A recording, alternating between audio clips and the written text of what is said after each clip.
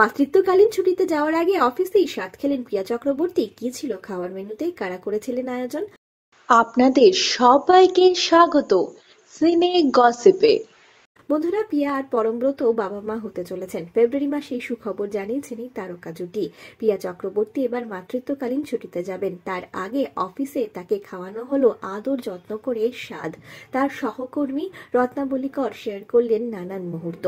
প্রিয়া চক্রবর্তীর মুখে খাবার তুলে দিতে দেখা গেল হবু দিদাকে। ছবিগুলি শেয়ার করে রত্নাবলী লিখেছেন, সহকর্মী পিয়া মাতৃত্বকালীন ছুটিতে যাওয়ার আগে অফিসে খাওয়া দাওয়ার আয়োজন ছিল। রাজেশ পিয়া যা যা খেতে পছন্দ করেন তাই রেঁধেছিলেন। তার মধ্যে ডায়মন্ড ফিশ ফ্রাই তো থাকতেই হবে। পরম যদিও বা একটু দাটু মিষ্টি খেতে ভালোবাসেন, পিয়া তো না না করেই ওঠেন।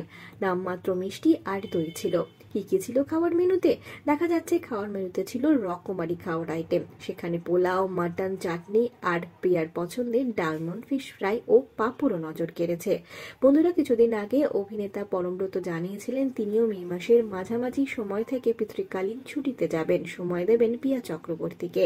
প্রিয়া আর পরমের জন্য রইল অনেক শুভেচ্ছা, অনেক শুভকামনা তাদের আগামী জীবনের জন্য। আমরা হলাম সিনে গসিপ। জুড়ে থাকুন আমাদের সঙ্গে, সাবস্ক্রাইব করুন আমাদের এই ইউটিউব চ্যানেলটি।